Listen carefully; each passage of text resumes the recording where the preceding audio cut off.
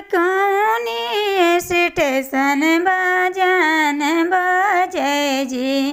पापा कौनी स्टेशन बाजन बजे जी। पापा के करे बरत चलल आवे जी। पापा के करे बरत चलल आवे जी।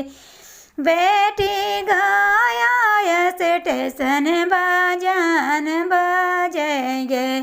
बेटी गया स्टेशन बाजन बजेंगे। बेटी तोहरो बरत चलल आवेगे। बेटी तोहरो बरत चलल आवेगे।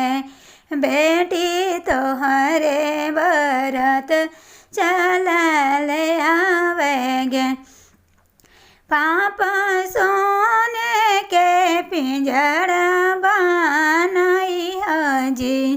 पापा सोने के पिंजरा बनाई जी। पापा ओकरो में बेटी के छी पायो जी।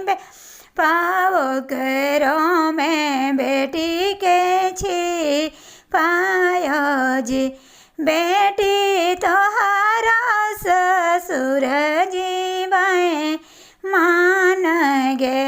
बेटी तोहरा ससुर जी बाएँ मान गे। बेटी पिंजरा समेत ले जाएगे।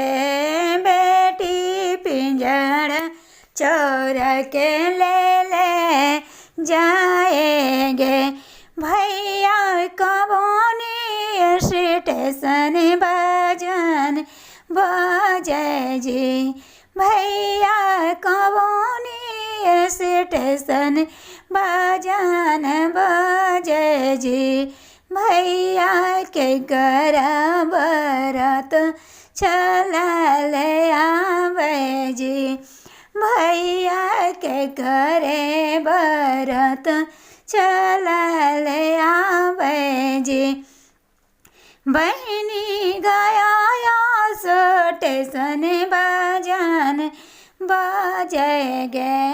बहनी गया स्टेशन बाजन बजेगे। बहनी तोहरे बरत चलल आवेगे।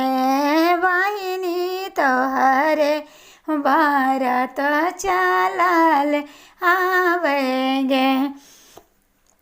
भैया सोने के पिंजरा बनाई जी। भैया सोने के पिंजरा बनाई जी। भैया ओकरो में बहिनी छी पैया जी। भैया ओकरो ने बहिनी छी पैया जी। बे बहिनी तोहारा भाई सूरजी बाएँ मान गे। बहिनी तोहरा भाई सूरजी बाएँ मान गे। बहिनी पिंजरा समेत ले जाएगे। बहिनी पिंजरा समेत ले जाएगे।